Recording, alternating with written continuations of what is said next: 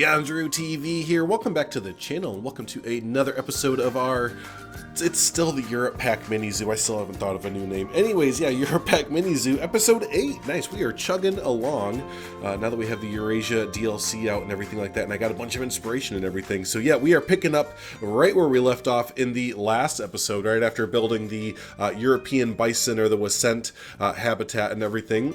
So yeah, we are starting to move out to the kind of rural area of our Bavarian town. So just to the, I don't know, we're spinning all different kind of directions, but just to the outskirts of this little build that we have going on here, we have the downtown-ish area of the Bavarian town. So yeah, I wanted to start to kind of trickle it down to little villages and little towns here and there, so it's not feeling so town or city-like and more into like a, I guess you'd say, village or something like that. So big shout out to Rowan or Rown, R-O-W-N, for those amazing looking European village houses there. I think they're just called the 2 medium-sized farmhouses. Yeah, I found these when I searched farm when I was decorating the farm in our last build, which you can see just underneath this tunnel or over the walkway there. If you haven't caught that build, be sure to go back to episode 7 and catch the original build where we start the farmhouse in the farm area with the, like I said, the Wasent and everything. But anyways, like I said, yeah, a big shout out to Round for the 2 medium-sized farmhouses. They couldn't be any more perfect than what I wanted to build. I was all getting set to, I had some reference photos ready to go. I had a little town that I found in Bavaria or Germany that was perfect, that I was going to go off of and everything. And then as I was searching farm items for our little farm build, I was like, holy smackaroonies, there it is. Those are the buildings. So in the pack, there's, like I said, there's only 2 of them. I ended up taking one of the buildings and kind of editing it a little bit here, which we will see in just a little while. But yeah, no, big shout out to them because yeah, they pretty much built exactly what I had already pictured in my old noggin there, in the old brain noodles. So but yeah, no, having a good time here decorating the place up. We are right outside of our skunk habitat, which we also built in the last episode. Had a lot of fun getting the skunk habitat going. That was kind of my first first build into Planet Zoo in about a year and a half there, so that was a good introduction and everything there. So but yeah, we're building all of the, or just kind of filling in all the little gaps here along that little pathway along the skunk habitat leading up to our new little village and everything like that. Everything's little in that sense right there, very little. So but anyways, yeah, we're what are we, about a week and a half removed from the Eurasia animal pack coming out. And how are we enjoying it so far? What is everyone's favorite build? I've been seeing a lot of swan builds coming up. I think everyone's enjoying the swan a whole bunch. I know that our modder buddies, our mod friends, have started to come out with some new animal replacements and everything with using the swan model. I think I've seen the a pelican come out. What was it? The shoe bill. Yeah, there's a whole bunch of cool things that they're able to do now with that model, it looks like. So really excited to see some more variations come out from our modder friends and everything. So but yeah, as we're building in our European village, not too much different going on than what we did in our last build, which is all the grasses. I'm having so much fun with all the grasses that they put in this game. It seems like I'm always finding new ones too. It's like there's different variations of like 3 different yellow flowers in grasses and like 2 different blues and reds, and I just love the different variations that you can get here. So yeah, adding on to our little village, just about wrapping that up as we get some more foliage and props and everything in there. But yeah, for this later in the build, we're actually, let me think here, we're not actually building for any of the Eurasia pack animals in this episode today, which is pretty like, oh my gosh, how can you not build for any of the new animals? We'll get to them definitely. Had a few comments recommending some animals for the future episodes. One of them was perfect, I thought, was the Wolverine.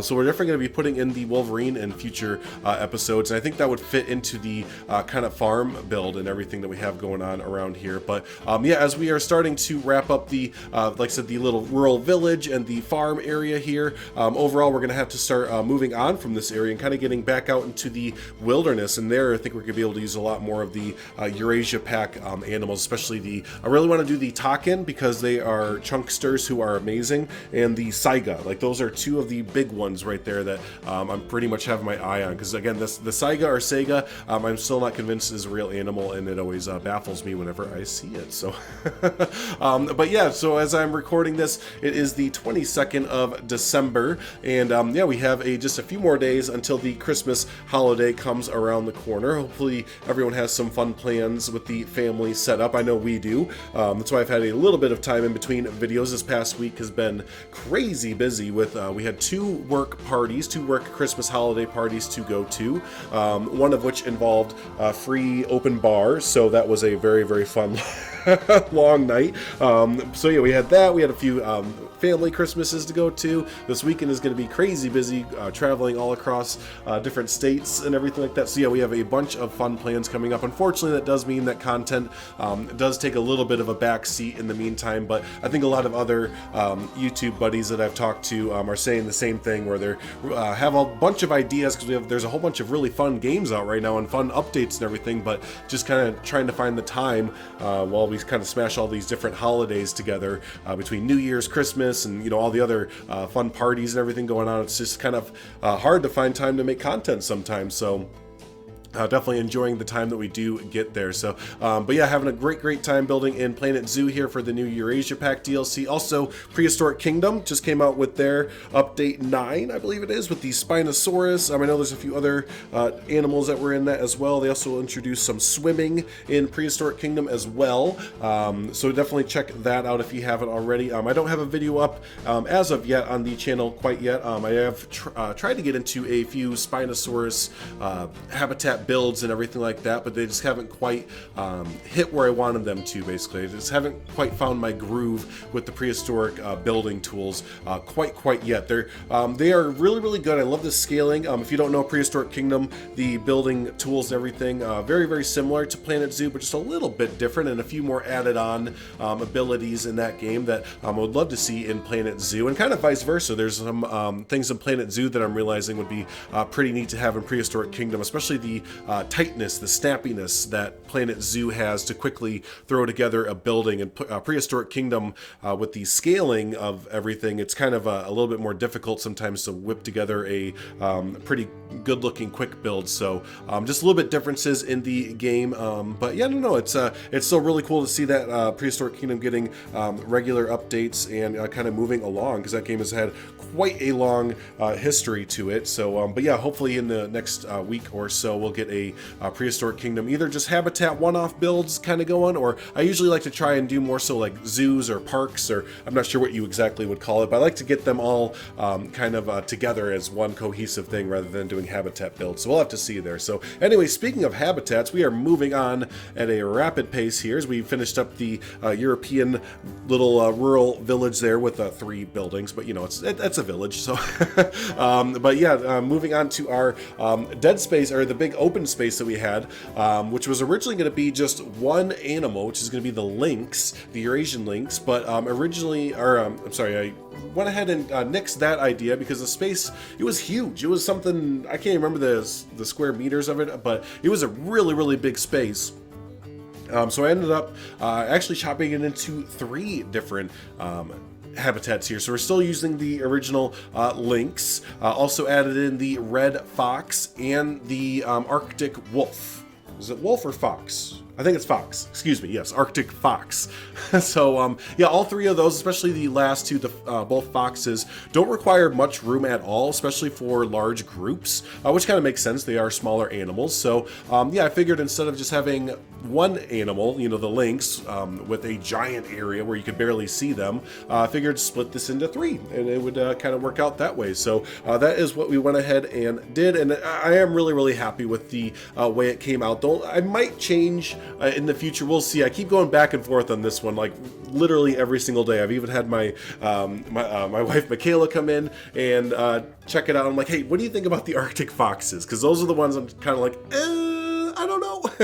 And if we take them out, we can always fill in some extra space for either another animal or give the red fox and the lynx a little bit more room. But anyways, that's just how my brain always works. I build something, then I go back, and usually it's I see someone else on either Discord or Twitter or something post a habitat or a build, and I'm just like, oh, that looks really, really good.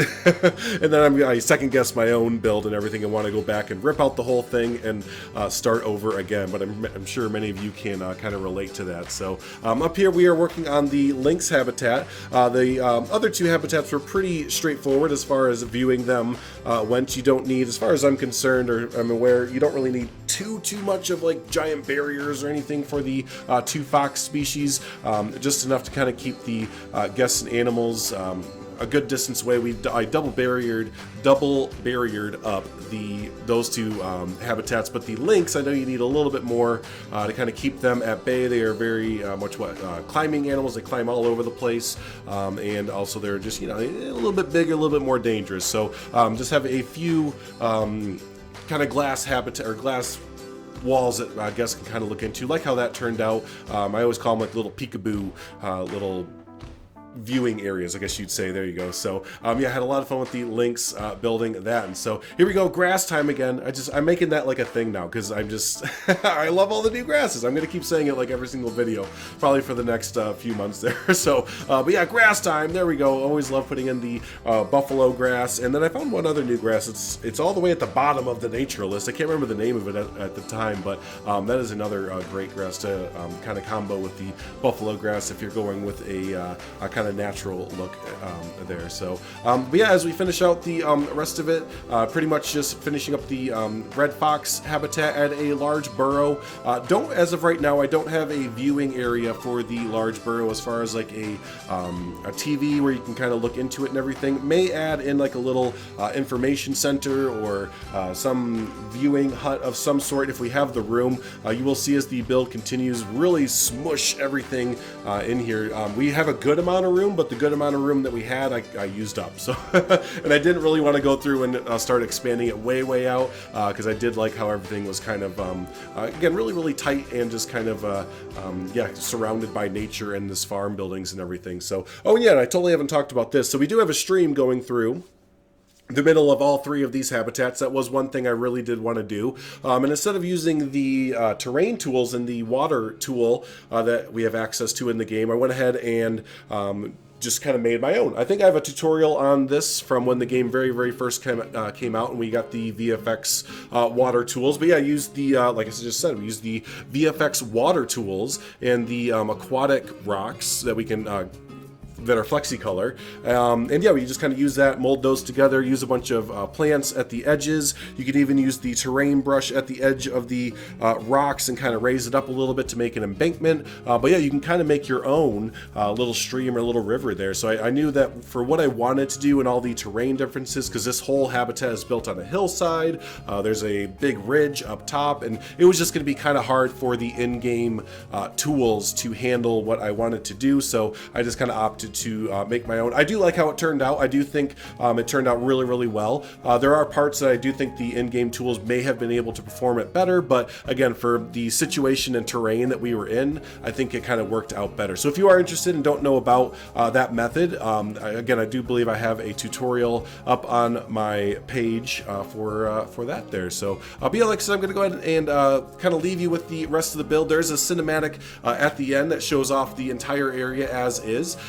For this farm area, I'm pretty sure we just have pretty much one more open area that is across from the European bison that was sent.